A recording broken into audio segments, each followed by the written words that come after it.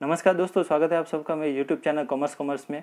आज के इस वीडियो में मैं बात करूंगा इन्वेंटरी वैल्यूएशन की 3 पॉपुलर मेथड्स के बारे में, जो कि है LIFO, FIFO and weighted average cost method.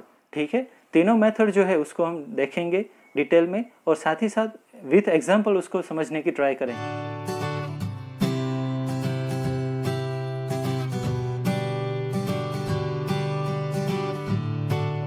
First method of inventory valuation is FIFO method.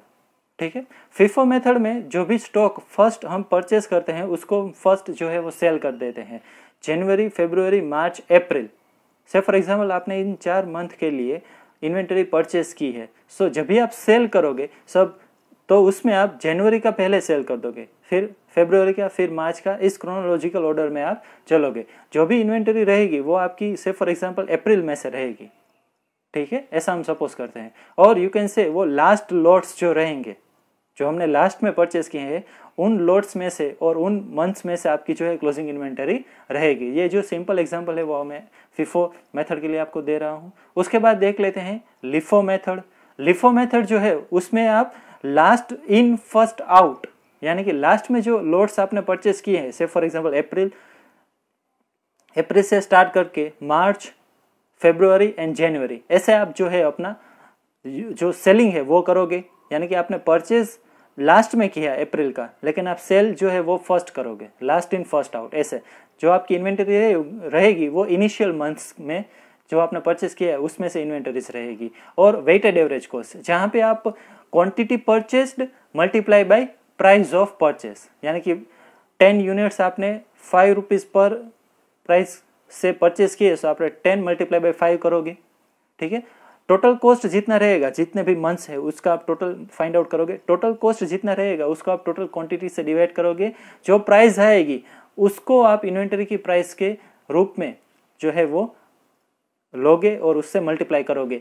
इसे आसानी से समझने के लिए चलिए देखते हैं एक प्रेजेंटेशन की स्लाइड्स, जिसमें मैंने ये तीनों चीज़ें, जो तीनों मेथड है वो मैंने एक्सप्लेन की है। सो फर्स्ट ऑफ ऑल हम क्लोजिंग स्टॉक यानी कि इन्वेंटरीज कैसे फाइंड आउट करेंगे वो देख लेते हैं। Method of calculating the value of inventory which we call the closing stock is known as FIFO, LIFO and weightage average cost, WSC।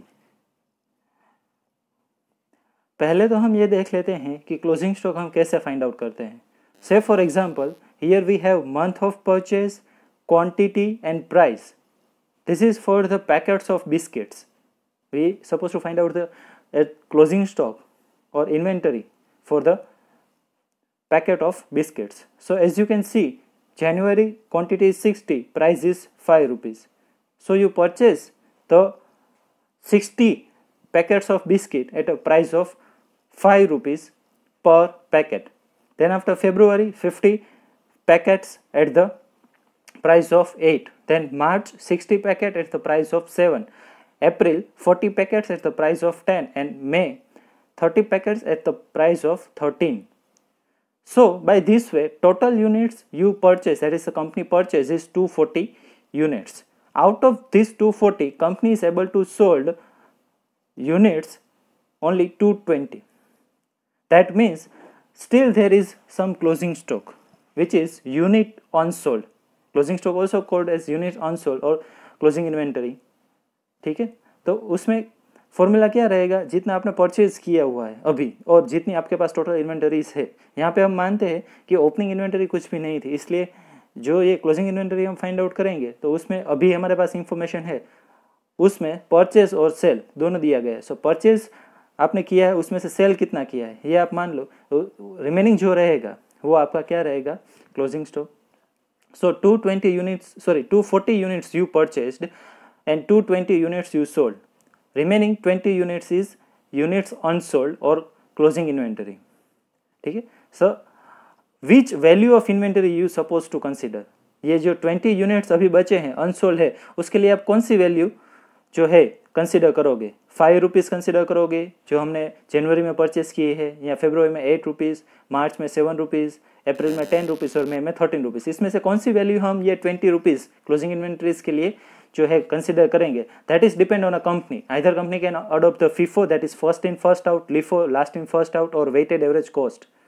जैसे कि आपने देखा, हमने क्लोजिंग स्टॉक फाइंड आउट किया 20 यूनिट्स का. अब वो जो 20 यूनिट्स है उसकी वैल्यू हम 3 अलग अलग मेथड यूज करके, FIFO, LIFO और वेटेड एवरेज कॉस्ट, 3 अलग अलग मेथड यूज करके कैसे फाइंड आउट करते हैं, आइए चलिए देखते हैं. नेक्स्ट स्लाइड लेते हैं. Valuation of inventories for units of packets of biscuit as per FIFO, LIFO and weighted average cost. यहाँ पे मैं आपको तीनों की एक साथ कंपेरिजन जो है वो दिखाऊंगा, यानी कोई भी प्रॉब्लम हो तो आपको ये जो वैल्यूएशन है वो इजीली समझ में आ जाए. तो पहले तो जो प्रीवियस स्लाइड हमने देखी थी उसमें मंथ, क्वांटिटी, प्राइस थी, तो इसमें मैंने टोटल कॉस्ट की कॉलम जो है वो ऐड कर दी है, क्योंकि मुझे वेटेड एवरेज कॉस्ट भी फाइंड आउट करना है. टोटल कॉस्ट की कॉलम कैसे मिलेगी? Quantity multiply by price. जनवरी में अगर आप देखें तो 60 multiply by 5 so it is 300, then February 50 multiply by 8 so it is 400 and so on. ठीक है. अनसोल्ड यूनिट्स जितने रहेंगे वो 20 ही रहेंगे. आप उस अनसोल्ड यूनिट्स के नीचे देख सकते हो total, that is total cost. Total अगर आप कॉस्ट की कॉलम का टोटल करोगे तो आपको अमाउंट मिल जाएगी 1530. ठीक है. पहले तो हम FIFO मेथड के हिसाब से देखते हैं. अगर इन्वेंटरी कंपनी जो है FIFO मेथड के हिसाब से मेंटेन करती है तो ये जो 20 यूनिट्स हैं वो किस में से बचेंगे? FIFO का मतलब हुआ फर्स्ट इन फर्स्ट आउट, यानी कि जो फर्स्ट हमने परचेज किया है उसको ही फर्स्ट हम सेल करेंगे. सो जनवरी में परचेज किया गया है उसको फर्स्ट जनवरी जो हम कुछ भी सोल्ड करेंगे तो जनवरी का जो स्टॉक है वो पहले लेंगे. ठीक है. तो इस तरीके से अगर देखा जाए तो लास्ट में जो मई का स्टॉक बचता है वही आपका क्लोजिंग स्टॉक यानी कि इन्वेंटरी में आएगा. जितनी स्टॉक बचता है उसकी वैल्यू जो है वो मई की प्राइस जो है वो ली जाएगी. FIFO में यहाँ पे मैं जूम करके आपको दिखाता हूँ. FIFO method, we assume that 220 units of packets of biscuit sold are from the oldest lot. oldest यानी क्या हुआ? जो पुराना था, जनवरी, फरवरी, मार्च, अप्रैल, इस सीक्वेंस में हमने लॉट जो है यानी कि जो यूनिट्स है वो सेल किए हैं. ठीक है. दैट इज यहाँ पे आप देख सकते हो in bracket from January to May. Okay. इस क्रोनोलॉजी में हमने सेल किया है. सो अभी जो रिमेनिंग रहा होगा वो किस महीने का रहा होगा? मई का. Okay. Thus the unsold units are from the newest अगर आप सब सपोज करेंगे लास्ट जो मंथ था वो मई था तो वो आपका न्यूएस्ट परचेज जो है हो जाएगा. और आप कह सकते हो कि अभी आपने हाल ही में जो भी परचेज किया उसमें से ये क्लोजिंग स्टॉक रहा होगा. So unsold units are from the newest lot, that is in bracket मई मैंने लिखा है. ठीक है. सो 13 रुपीज़ है तो ये 20 यूनिट्स जो अभी अनसोल्ड है उसकी प्राइस FIFO के हिसाब से कौन सी रहेगी? 13 rupees. That is the price of May, per unit price of biscuit of May. ठीक है. सो यहाँ पे आप 20 यूनिट्स को मल्टीप्लाई करोगे 13 से तो ये कितना हो गया? 260. जैसे कि मैंने यहाँ पे लास्ट रो में लिखा है इन्वेंटरी वैल्यू, उसमें आप देखो FIFO की जो है कॉलम वहाँ पे मैंने लास्ट में किया है 20 multiply by 13 so it is 260. ठीक. अब LIFO मेथड देख लेते हैं. जैसे कि आप देख सकते हो कि LIFO में हम पहले जो न्यूएस्ट परचेस है यानी कि मई का जो परचेस है वो हम पहले सेल कर देंगे, फिर अप्रैल का, फिर मार्च का, फिर फरवरी का, और अगर ज़रूरत पड़े तो फिर जनवरी का. इस तरीके से हम जो है लास्ट से स्टार्ट करेंगे सेलिंग करना. सो LIFO में क्या लिखा है? We assume that 220 units of biscuit packet sold are from the newest lot, that is from May to January. इस तरीके से हम जाएंगे.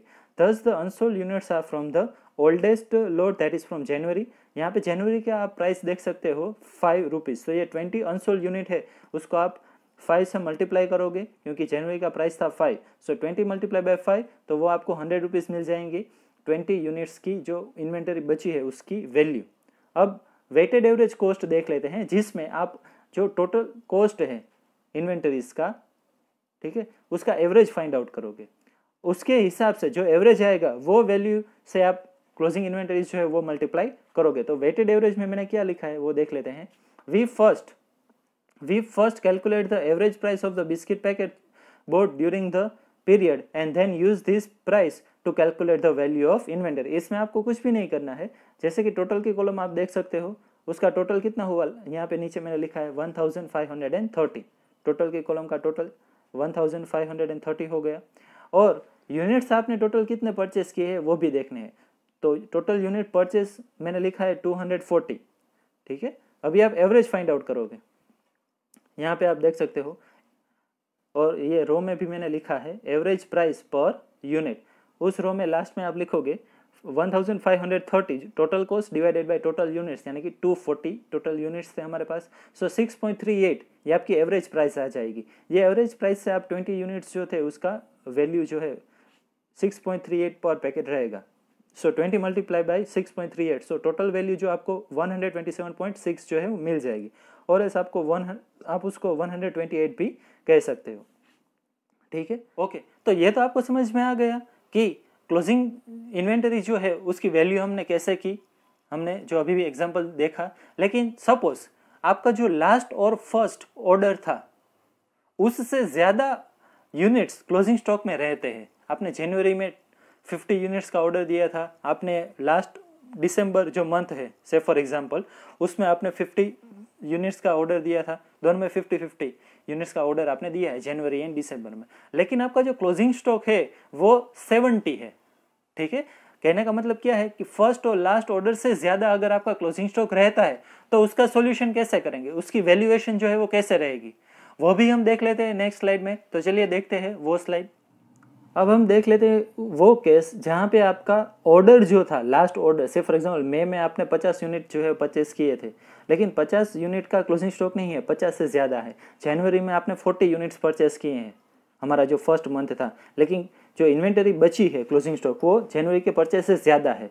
सो कहने का मतलब क्या है, जब भी आपकी इन्वेंटरीज ऑर्डर यानी कि लोट से ज़्यादा हो तो आप वैल्यू कैसे करोगे। तो उसके लिए आपको FIFO लिफो दोनों में जो अलग थोड़ी सी जो ट्रिक यानी कि अलग थोड़ा सा आपको समझना पड़ेगा, ठीक है। वो है सिंपल, आपको आसानी से समझ में आ जाएगा। देख लेते हैं।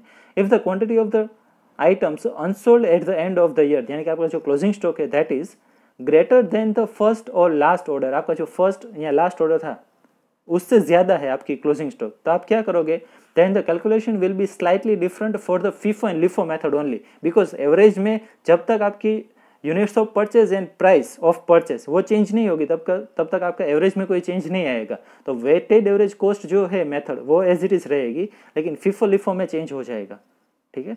सो say for an example the unsold goods closing inventories are 70 units. Okay, 70 units हम सपोज करते हैं, क्यों, क्योंकि यहाँ पे आप देख सकते हो जनवरी में हमने 60 यूनिट परचेस किए हैं, मई में हमने 30 यूनिट परचेस किए, ठीक है। लेकिन क्लोजिंग स्टॉक अभी हम कितना अज्यूम करते हैं, 70 यूनिट से फॉर एग्जांपल, ठीक है। तो जनवरी के लोड से भी ज़्यादा है, 60 से भी ज़्यादा होगा।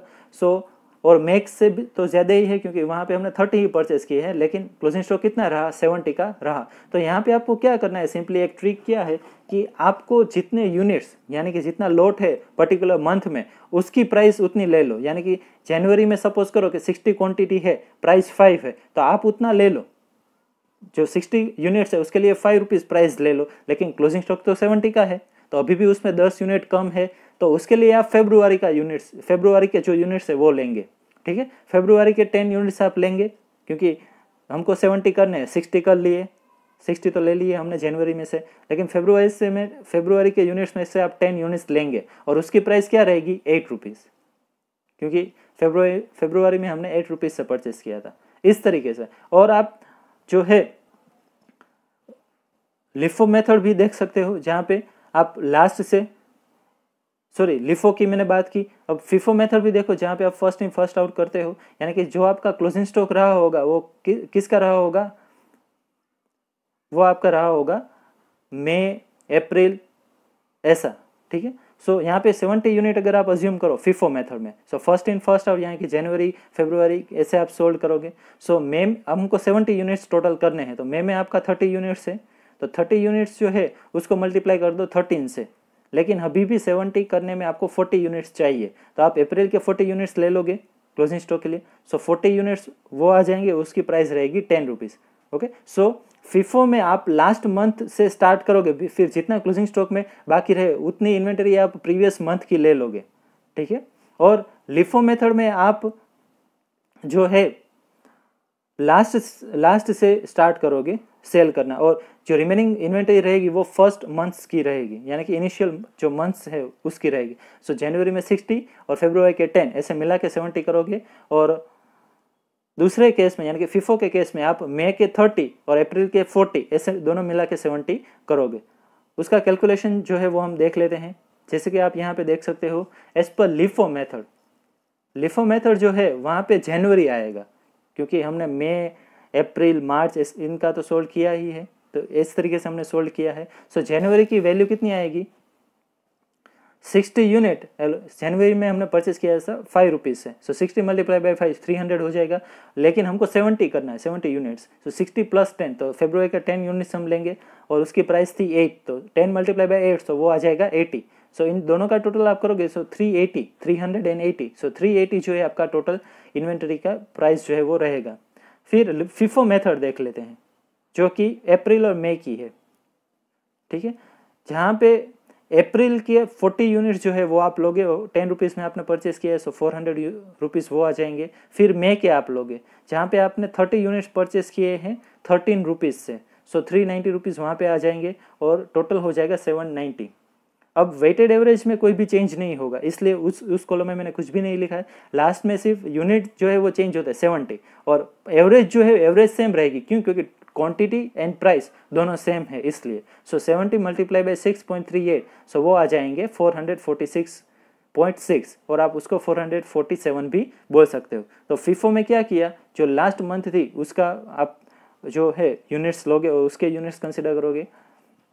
जितने भी ज़रूरत पड़े तो आप प्रीवियस मंथ में जा सकते हो, यानी कि मई अप्रैल मार्च, ऐसे लिफो आप फॉलो करते हो तो इनिशियल मंथ आप लो, उसमें ज़रूर पड़े तो उसके जो नीचे होते हैं, यानी कि जनवरी के बाद फरवरी आता है, मार्च आता है, उसके यूनिट्स आप यूज़ कर सकते हो क्लोजिंग स्टॉक के लिए। और वेटेड एवरेज में जब तक क्वांटिटी और प्राइस चेंज नहीं होगे तब तक ये जो इन्वेंटरी की एवरेज है वो सेम रहेगी, ठीक है।